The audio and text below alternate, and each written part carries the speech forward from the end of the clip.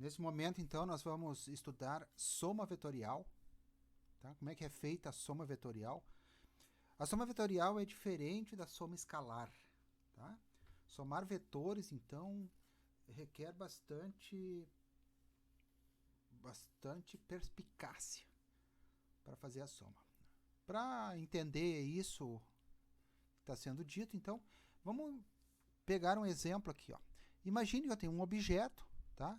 Um objeto, e eu estou aplicando nesse objeto uma força F1 igual a 80 newtons para a direita. Então, imagine aqui uma pessoa aplicando uma força sobre esse objeto, certo? Para a direita é positivo, vamos lembrar disso, né? Então, uma força de 80 newtons, certo? Logo em seguida, vem uma pessoa e quer ajudar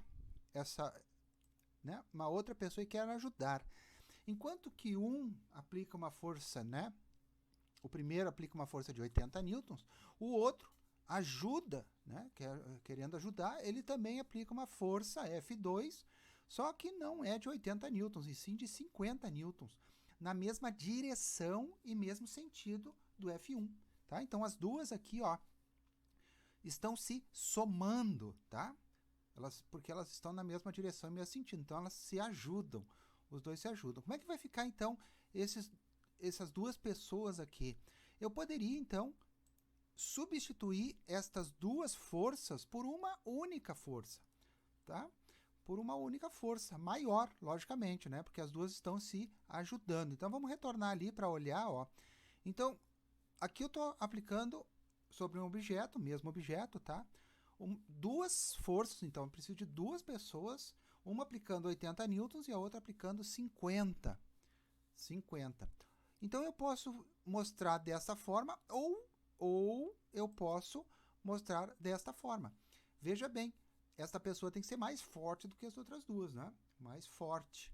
Então observe bem, ó, vou intercalar, ó, ela é mais forte, certo? Então uma força, nós chamamos essa força aqui, ó, de força resultante. Tá? Essa força aqui, força resultante. Então, essa força resultante está substituindo aquelas duas outras ali, ó. Tá? Ó, substitui as duas outras. Então, ou eu posso usar duas pessoas, como eu estou mostrando aqui, ou apenas uma, tá? Fazendo a força maior, logicamente, né? Porque as duas estão se somando. Agora, vamos pensar o seguinte. Vamos analisar o que acontece, então. Dentro da soma vetorial, né, nós temos ou o primeiro ou o segundo. Então, a força resultante vai ser a soma dos dois vetores, F1 e F2. Tá? Então, a força resultante vai ser 80 newtons mais os 50 newtons, porque as duas estão se ajudando, porque estão na mesma direção e sentido. E uma força de 130 newtons, tá? Então, essas duas aqui estão sendo substituídas por apenas esta outra aqui, né? Maior e mais forte, certo? Então, ou este jeito aqui, ou este jeito aqui, tá? Um ou outro, tá? Muito bem. Mas nem tudo é mar de rosas, né? Pensando aqui, ó, voltamos àquela força de 80 newtons. Então, a pessoa está aplicando sobre esse mesmo objeto uma força de 80 newtons. O que acontece, então, se uma outra pessoa vem atrapalhar esta primeira pessoa? Tá? Então, enquanto uma está aplicando uma força de 80 newtons para a direita, o outro está aplicando uma força de 50 newtons para a esquerda. Tá? Para a esquerda, como estamos vendo aqui no esquema, certo? O que vai acontecer num caso como esse? Então, como esse de 80 newtons, tá, vence a força de 50 newtons, o que vai acontecer é exatamente isso aqui, ó. Então, 80 newtons vai para a direita, então é positiva, a F2 vai para a esquerda, porém é menor. Então, quem vai ganhar? 80, né? Continua mesmo aqui, ó, soma vetorial, certo? Só que na hora de passar aqui eu subtraio 80 newtons menos 50 newtons, porque ela está atrapalhando, certo? Atrapalhando. Então a força resultante dessas duas aqui passa a ser 30 newtons. Perceba, pessoal, eu posso mostrar o esquema desta forma aqui, certo? Ou desta forma aqui, tá? O fato é que uma substitui a outra. Então, se eu tiver duas pessoas, é dessa forma. Se eu tiver apenas uma, então é desta forma. Muito bem. Agora imagine o seguinte, que a força F1 está puxando para a esquerda, tá? Para a esquerda, como nós estamos vendo aqui. E aí surge uma pessoa, tá? Ao contrário, para a direita de 40N. O que vai acontecer aqui, ó? Vai acontecer exatamente o oposto, né? Quem vai ganhar vai ser a força da esquerda. Então ela vai ficar negativa, certo? Negativa. Conforme está mostrando aqui. Muito bem. Para que serve estudar vetores, pessoal? Qual é a finalidade disso? Então a finalidade está aqui, ó, alguns exemplos para vocês, para que nós precisamos usar vetores, né? Nem tudo é um mar de rosas, como se diz, né? Forcinha para a direita, forcinha para a esquerda, né? Às vezes nós temos ângulos. Então, diferença de ângulo aqui, ó. Então, por exemplo, imagine essa antena aqui, tu tivesse sido contratado para colocar um cabo aqui, ó, para que essa antena não venha a envergar, né? Ou quebrar. Então, preciso reforçar isso. Então, eu preciso calcular as forças que estão agindo sobre essas duas, sobre essa estrutura, tá? Para que isso? Para depois nós sabermos, por exemplo, que tipo de cabo eu vou colocar aqui. Se eu ponho um cabo mais grosso, um cabo mais fino, tá? Sempre pensando, logicamente, isso aqui tem vários metros de comprimento, né? Uma antena aí, então, só para vocês terem uma ideia, ó, ela alcança 40, 60 metros de altura, certo? Então, nós precisamos reforçar isso através, né, o caso de vir um vento, aí, alguma coisa, nós precisamos reforçar isso e nós precisamos calcular a força que isso suporta, né, que isso consegue aguentar, tá? Então, imagine uma ventania aqui batendo nessa torre, né? Então, tem que proteger essa torre para não envergar, como eu já havia dito, certo? Então, pensando nisso, eu coloco esses dois cabos aqui, né? Geralmente cabo de aço. Mas o cabo de aço, como eu digo, né, ele é caro. Então temos que pensar, tá? Será que 1 polegada eu coloco? Ah, vai resolver, né? Mas será que eu não posso colocar um cabo menor, mais fino? Um cabo mais fino custa mais barato, né? Então a gente tem que pensar sempre custo-benefício, certo? Aqui um outro exemplo bem simples, né?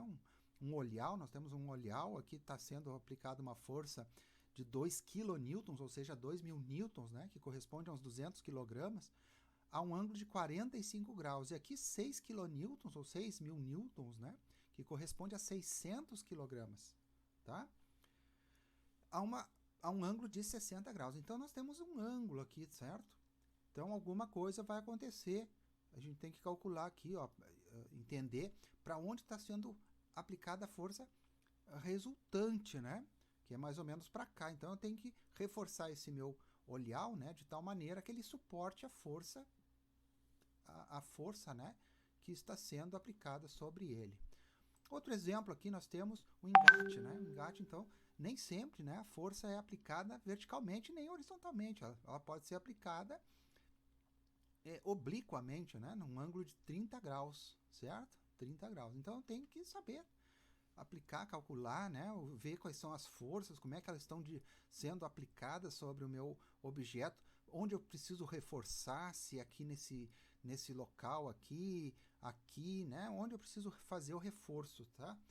Como eu digo, né, fazer um, tá, se tu vai fazer um, reforça bem. Agora, se tu vai fazer vários, né, sempre tem que pensar também que as pessoas, que tem outras pessoas fazendo o engate, né? Então, eles vão procurar fazer o menor preço possível, o menor custo possível, justamente para poder ter mais lucro, né? Aqui também nós temos um freio de mão, simples freio de mão. Nós precisamos aplicar uma força aqui, ó. Será que essa estrutura aqui, ó, esse freio de mão aguentaria esta força aplicada? Vemos aqui, ó, que ela tem um ângulo de 20 graus, tá vendo? Em relação a este outro ângulo aqui, ó, de 15 graus, tá? Então, nós temos que pensar. E este freio de mão está com uma diferença, né, de 10 graus. Então, temos que pensar aí sempre vetorialmente, certo? E para cálculo assim, de estruturas, né? Estruturas metálicas, tá? Isso é interessante saber, vocês vão poder fazer alguns projetos, tá? Então tem que pensar nisso, onde é que eu vou aplicar isso? Muito bem. Então vamos entender, né? Se eu tenho um vetor F1 aqui agora puxando para cá, né? Nessa direção e nesse sentido, aí eu chamo outra pessoa para aplicar uma força de 50 newtons para essa direção e esse sentido. Como é que vai ficar, ó? Examine esses dois. Para onde vai essa força, hein? Se eu quisesse substituir essas duas forças por uma única força, para onde ela iria? Né? Ela iria, ó, mais ou menos, a gente tem uma ideia, né? Essa aqui está puxando mais, essa aqui está puxando menos, então ela viria para cá, ó. Tá? Essa então seria mais ou menos, né, a força resultante. Então vamos montar isso, né? Para onde é que está indo a força, ó. Então, puxando para cá e puxando para cá, a força resultante então vai ser esta aqui, ó. Ela não vai ser nem 100 e nem 50, ela vai ser uma intermediária, né? Uma intermediária. Então eu posso trabalhar, vocês podem perceber, né, que nós usamos essas duas situações aqui, essas duas forças, né, essa situação, ou nós utilizamos esta outra aqui, tá? Esse é o legítimo caso, que quando nós temos uma soma vetorial, né, nem sempre, eu vou expressar dessa forma aqui só para vocês saberem que é vetorial, certo? Isso aqui não está correto, é só para vocês entenderem.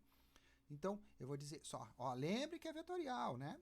Esse é um típico caso de que 100 mais 50 não é 150. É um valor intermediário, ó, 84,21, tá? Então, para vocês verem aqui, ó. Então, esse vetor aqui tem um comprimento de 84,21 newtons, né? Para uma escala de 1 para 10. Tá tudo em escala isso aqui, tá? Mesma coisa, ó. Esse aqui, ó, tem uma escala também, de 1 para 10. Então, 1 centímetro corresponde a 10 newtons, ou seja, tem 100 newtons aqui, certo? E aqui é a mesma coisa.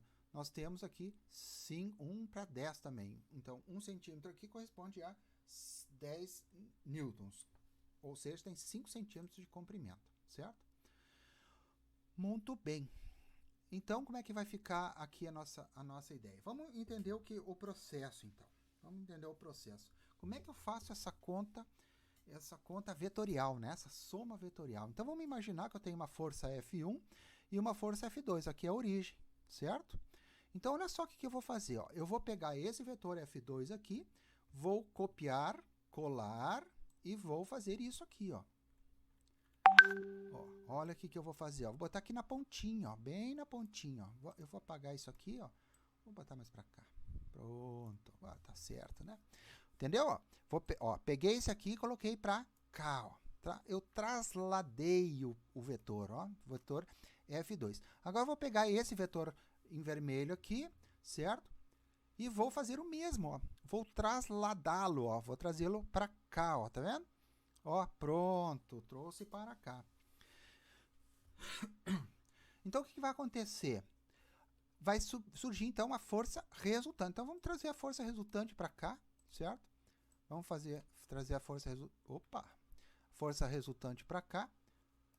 Vamos baixar um pouquinho aqui. Beleza. Olha ali, ó. Força resultante, né? Olha o que vai acontecer, ó. Na junção dos dois, esta é a minha força resultante. Tá? Certo? Então, é isso que acontece, pessoal. Quando eu faço... Deixa eu puxar para frente, né? Pronto, ó. Então a força resultante é essa aqui, ó, representada, né? Eu posso deixar do jeito que tá, pessoal, representando, né? Então aqui nós temos a força resultante. Eu estou substituindo, vamos lembrar disso, eu estou substituindo a força F1 e a força F2, tá bom? Esse é o intuito, a força resultante, então pode substituir a força F1 e F2. Nem sempre a gente pode trabalhar com a força resultante, né? Por exemplo, vamos lá nos nossos exemplos. Ó, o que aconteceria? Eu tenho aqui uma força puxando para cá, uma força puxando para cá. A força resultante vai ser mais ou menos assim, né? Como é que eu vou botar um fio aqui, ó? Né? Não tem como, não tem como. Eu preciso colocar fios dessa forma, certo? Aqui também, ó.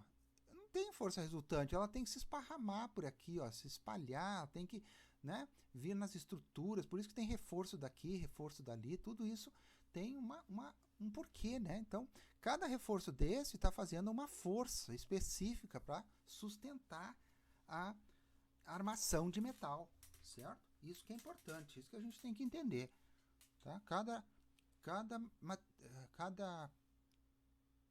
perfilado desse, né? Cada perfil desse, perfil em I, tudo isso é calculado para saber qual é o melhor, tá? Naquele momento, para aquela aplicação, certo?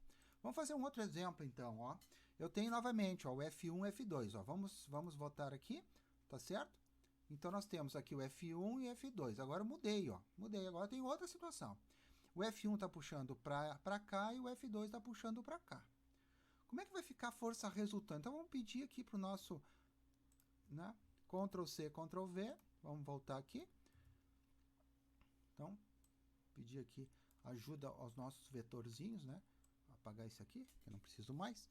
Já tenho o F aqui. Ó, eu vou pegar esse vetor aqui, ó, tá certo? Ó, e colá-lo aqui, ó. Acabei de colá-lo, tá certo? E aí eu vou pegar esse aqui, Ctrl+C, Ctrl+V, e vou colá-lo aqui, ó, bem na pontinha, tá vendo, ó? Ó, bem na pontinha. Então, peguei esse aqui, passei para cá, peguei esse aqui, passei para cá. E onde eles se cruzam é o vetor resultante. Sempre assim. Qualquer forma de vetor, né? Então, aqui, ó, vou passar para cá, certo? Opa, vem cá. Ó, onde eles se cruzam, então, é onde é o meu vetor resultante. Pronto, vetor resultante, ó. Então, vou passar aqui o meu vetor resultante para cá, certo? Espero que tenham entendido, né? Por que nós fazemos a soma vetorial dessa forma, tá? Imagina, eu estou puxando, ó, vou repetir. Estou puxando para cá e estou puxando para cá, tá? Para eu descobrir para onde vai esta força, tá? Para onde vai esse objeto, então eu vou colocar a força resultante. Então a gente calcula dessa forma, tá? A gente desenha, né? Desenha desta forma aí que vocês estão olhando, certo? Muito bem.